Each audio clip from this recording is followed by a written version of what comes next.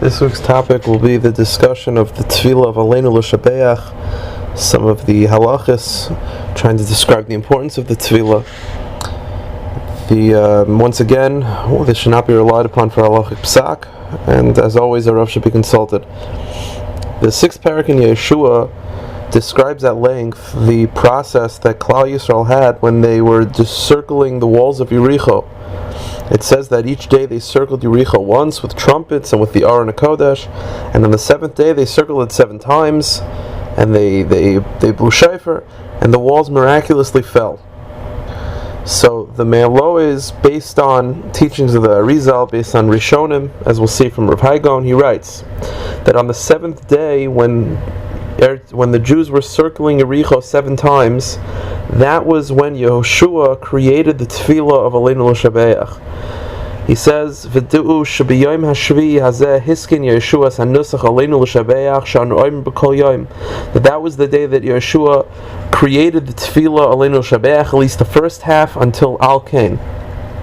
And he says that Yeshua said it frontwards and backwards, meaning from beginning to end, straight, and then he said it 7 times, and he said it backwards 7 times, with special Kabbalistic understandings. And based on that, with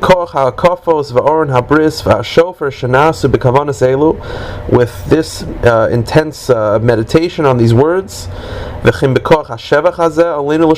based on the beauty of the tefillah of Aleinu L'Shabeach and how it praises Hashem, miraculously the walls fell. And he adds, actually interesting enough, based on the Rishonim, that Yeshua's name was is actually hinted in the tefillah.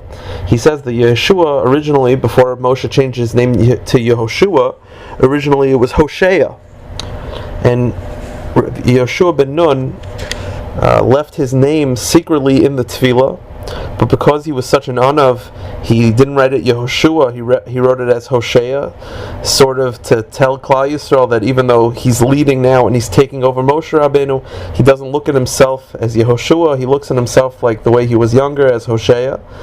And the Masorah is that the letter Hey from Hu Elokeinu Ein Od is the Hey is for Hosea, the Vav from Anachnu Mishtachavim Korim Mishtachavim, that's for the Vav from Hosea, the Shin from Shalo Asanu Kagaya Haratzos, and the Ayin from the word Aleinu spells out the name Hosea to remind us as a simple hint that Yeshua ben Nun wrote the Tefillah. The Chidah and Machzik Bracha Simekuf Lamed Beis Sif Beis also writes this, that he has a Kabbalah from Rav Haigon, one of the great Gaonim, that Aleinu L'Shabeach was written by Yehoshua, and after the Churban, Rav Yochanan ben Zakkai, one of the Tanaim, instituted for all of us to say it 3 times a day. And he adds these words, V'yesh lomar also b'kavana ba'atifas rosh, and you should have with a tremendous amount of concentration when you're saying this bracha, saying this tefillah, mipnei she'ein shevach kamo liyotzreinu. There is no greater tefillah in the eyes of HaKadosh Baruch Hu than Aleinu. And it's the greatest praise that Hashem has is from the tefillah of Aleinu. It's unbelievable in its own right, but the man always continues, and he says, again, this is all based. The Shla also writes this, that Kol Mishu Bal Nefesh Yomer Hashevach Hazeh Bekavana Atzuma, that you should say this with a tremendous amount of concentration. Uba'oso Shah Sha'omer Yisrael Aleinu, and when Klal Yisrael says Aleinu in Shul, HaKadosh Baruch Hu and all His angels, Omrim Ashrei Ha'am Shekachalo Ashrei Ha'am She'Hashem Elokav. It's an unbelievable thing, and he continues that there was a Kabbalah that even the Chidah also had, that if a person is in danger, they would say Aleinu with special concentrations, and they would say it in a certain way as a protection. That Rav Yaakov Emden in his Siddur, in Pirush Tfilas Aleinu, he quotes Kabbalistic understandings for the Tefillah, and he says, and he writes the following from the Chidah, that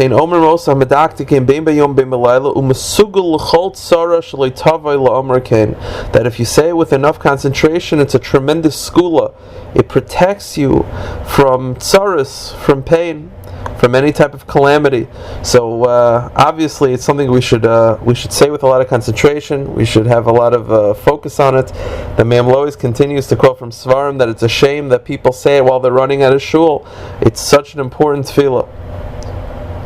The Shlah in Kitzur HaShlah actually adds that it's also a skula to say a couple psukim. It's printed in the Siddur. Al tira mipachat pisom umasuas risham kisavo. It's printed after Aleinu that these 3 or 4 psukim are also a skula for protection. And he says that if you can't say it because Kaddish, the Chazan is saying Kaddish, you should answer Kaddish, but afterwards you should say it. It's very important.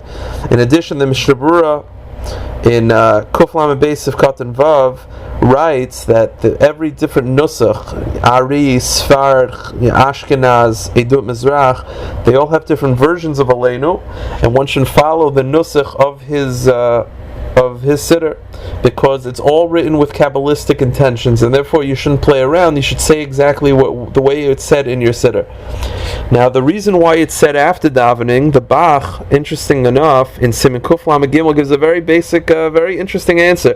He says the reason why it's said after davening is because the main intention of the tefillah is to ingrain in Klal Yisrael that we have the only God, the only true God, and we're not like Shaloah Sanu Kegei Aratzos, that we're not like the other nations. Shehem Mishtachavim Lehevav V'Larik, they bow down to nothing, and we V'anachnu Korim Mishtachavim Modim, that we bow down to Hakadosh Baruch Hu. So says the Bach, the reason why it's supposed to be said at the end of the davening is because people then are leaving. They finish davening, they go to work. So, and then they're going to be dealing with non-Jews, and they're going to be dealing in the non-Jewish world. They're going out to the real world. So therefore, you shouldn't think about idolatry at all, chas v'shalom. When you're going to your work, you should just think about Hashem. He says, that it's in order to ingrain in our hearts, before we go out to our lives to go to work, Yichud Malchus Shemayim. We should think of that about the unity of HaKadosh Baruch Hu, and we should ingrain us in this faith, that we should get rid of all idols. He skips a couple bit. I'll skip a little bit. He says, because we know that most people work with non-Jews. And